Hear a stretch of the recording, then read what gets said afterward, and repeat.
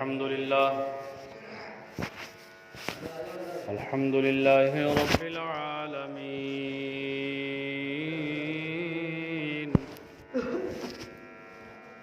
والصلاة والسلام على سيد الأنبياء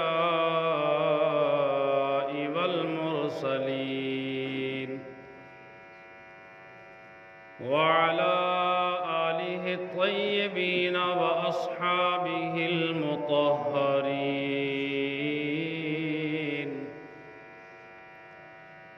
أما بعد، فأعوذ بالله من الشيطان الرجيم.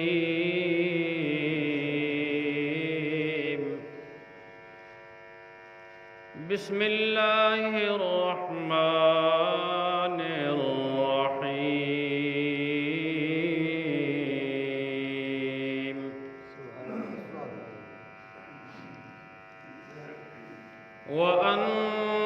وأنفقوا مما رزقناكم من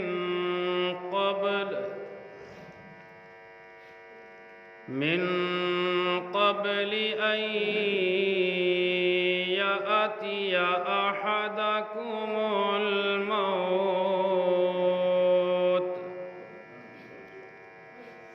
صدق الله العظيم وصدق رسوله النبي الأمين الكريم الرؤوف الرحيم،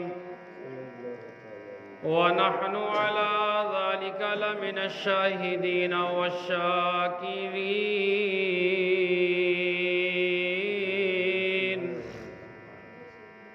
والحمد لله رب العالمين.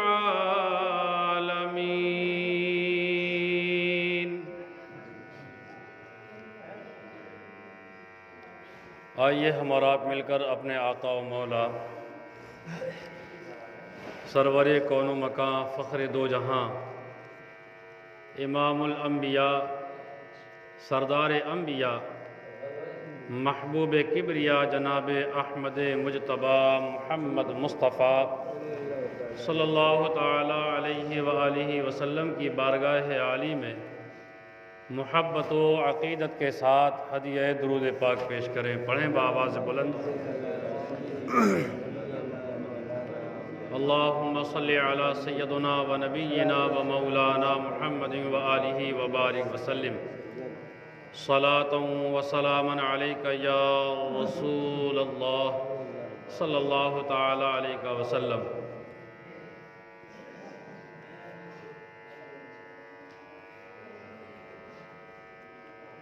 کیا بول رہے ہیں بھائی؟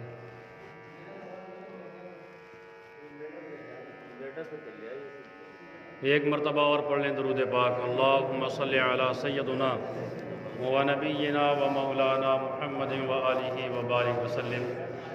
صلاة و سلاما علیک یا رسول اللہ صلی اللہ تعالی علیہ وسلم. گفتگو سے قبل مشہور زمانہ کلام کے چند اشعار آپ حضرات کی سماعتوں کے حوالے کر رہا ہوں. محبتوں کے ساتھ سماعت فرمائیں. ایک مرتبہ پکاریں یا رسول اللہ صلی اللہ تعالی علیہ وسلم. آرزو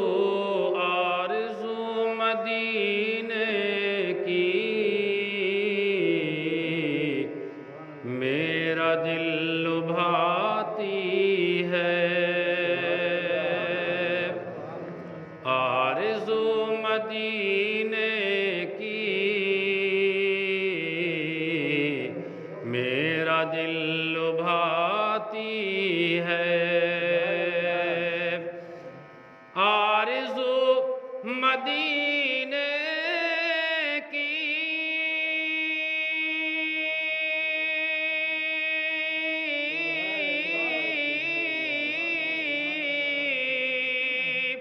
میرا دل لبھاتی ہے. میرا دل لبھاتی ہے. کیا کرے غریبی میں بے بسی رلاتی ہے. کیا کرے غریبی میں بے بسی رلاتی ہے فرقت مدینہ میں رات بھر میرے مولا کہیں اغثنی یا رسول اللہ فرقت مدینہ میں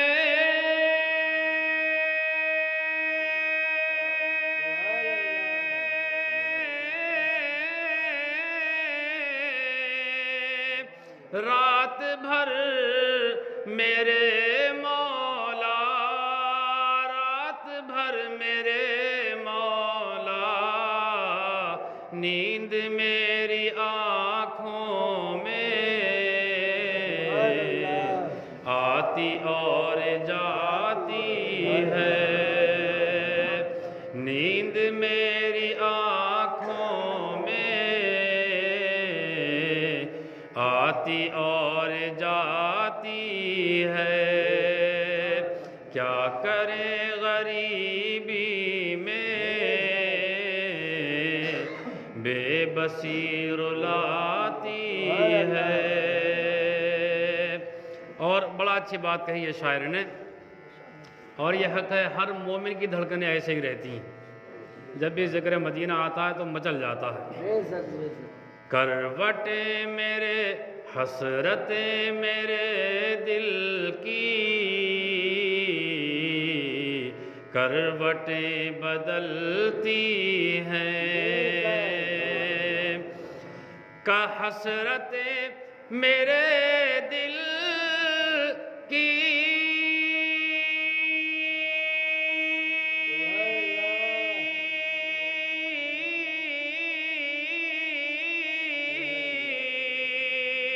کروٹیں بدلتی ہیں کروٹیں بدلتی ہیں گلشن مدینہ کی جب بھی یاد آتی ہے گلشن مدینہ کی جب بھی یاد آتی ہے کیا کرے غریبی میں بے بسی رلاتی ہے اور یہ شعر سماعت فرمائیں اور یہ حق ہے جنہوں نے اپنے ماتھے کی آنکھوں سے دیکھا ہے وہ جب مدینہ شریف میں جدھر بھی دیکھتے ہوں گے تو میرے سرکار کا جلوہ ان کو ایک الگ ہی طریقے سے دکھائی دیتا ہوگا شاعر لکھتے ہیں کہ شام بھی مدینے کی صبح بھی مدینے کی شام بھی مدینے کی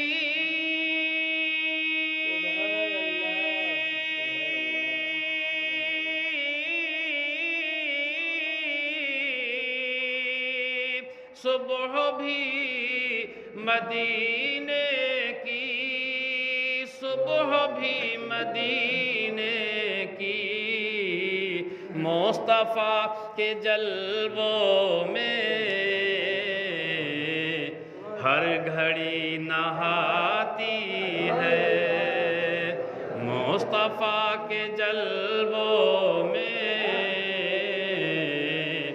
ہر گھڑی نہاتی ہے اور آخری شعر سماعت فرمائیں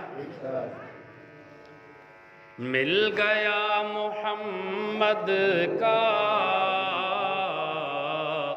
بوند بھر پسینہ تھا مل گیا محمد کا بوند بھر پسینہ تھا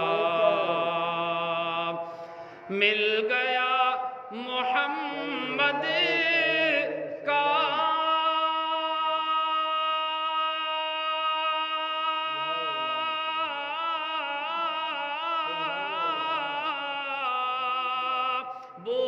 بھر پسینہ تھا، بوند بھر پسینہ تھا، آج تک گلابوں میں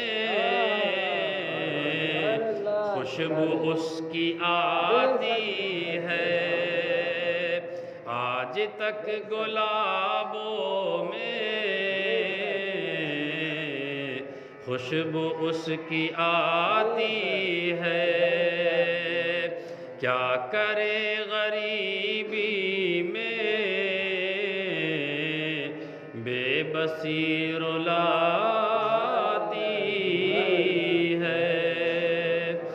درود پاک پڑھ لیں، اللہم صلی علی سیدنا و نبینا و مولانا محمد و آلہ و بارک وسلم۔ قرآن کریم کا 28واں پارہ اور 28ویں پارے کی سورہ منافقون کی یہ آیت کریمہ میں نے تلاوت کی۔ رب تبارک و تعالی فرما رہا ہے وَأَنفِقُوا مِمَّا رَزَقْنَاكُمْ مِن قَبْلِ أَن يَأْتِيَ أَحَدَكُمُ الْمَوْتُ، جس کے معنی مفہوم یہ ہوتے ہیں کہ ہم نے تمہیں جو کچھ دیا ہے۔ کون کہہ رہا ہے؟ اللہ رب العزت فرما رہا ہے ہم نے تمہیں جو عطا کیا ہے اس میں سے کچھ ہماری راہ میں خرچ کرو اپنی موت سے پہلے۔ آدمی اس میں لگا رہتا ہے نا کہ یہ بن جائے کہ وہ بن جائے، کہ میرا یہ فلیٹ بن جائے کہ 2 منزلہ ہو جائے 3 منزلہ ہو جائے، اگر پڑوسی کے گھر میں ٹائل لگ گئی تو میرے گھر میں بھی لگ جائے، چاہے وہ کیسی بھی آ جائے، کسی کا حق مار کے آئے، کسی کو ستا کے آئے، کسی کو پریشان کر کے آئے، کسی کا مال چھین کر کے آئے، کسی کی آنکھ میں مرچ ڈال کر کے لائے، مگر اسے یہ حسرت رہتی ہے کہ کسی ترکیب سے جیسے پڑوسی کے یہاں لگ گیا میرے یہاں بھی لگ جائے۔ پڑوسی کی ہو سکتا ہے اللہ سے زیادہ قربت ہو، وہ اللہ کی رضا کے لیے زیادہ خرچ کرتا ہو، کوئی ضروری تھوڑی نہیں ہے کہ کوئی اٹھا کر کے اعلان کر کے ہی دے کہ میں نے اللہ اور رسول کی رضا کے لیے کچھ دیا۔ ہو سکتا ہے کہ وہ باطنی طور سے کسی جگہ پر جا کر کسی مدرسے میں، کسی مسجد میں، کسی غریب کی، کسی بیوہ کی، کسی یتیم بچی کی شادیاں کراتا ہو سکتا ہے اس کی دعاؤں کا اثر ہو۔ ہم اپنا مال جمع کرنے میں لگے رہتے ہیں، مگر جب بات اللہ کی راہ میں خرچ کرنے کی آ جائے تو ہاتھوں کو سمیٹ لیتے ہیں کہ ارے یہ کیا کہہ دیا۔ حالانکہ اللہ تبارک و تعالیٰ فرما رہا ہے کہ ہم نے تمہیں جو کچھ دیا ہے وہ اپنی موت سے پہلے ہماری راہ میں کچھ خرچ کرتے جاؤ، کیونکہ جب موت کا وقت قریب آتا ہے، جب انسان کے اوپر عالم نزاع طاری ہوتا ہے تو اس وقت میں اس کی ایک بڑا حسرت مچلتی رہتی ہے، وہ اپنے رب سے بار بار دعا کرتا ہے فَيَقُولَ رَبِّ لَوْلَا أَخَّرْتَنِي إِلَىٰ أَجَلٍ قَرِيبٍ۔ وہ موت کے وقت میں یہ التجا کرتا ہے کہ مولا مجھے تھوڑی سی زندگی اور دے دے، مجھے تھوڑی سی مہلت اور دے دے، مجھے تھوڑی سی زندگی اور عطا فرما دے۔ جواب آتا ہے کیوں؟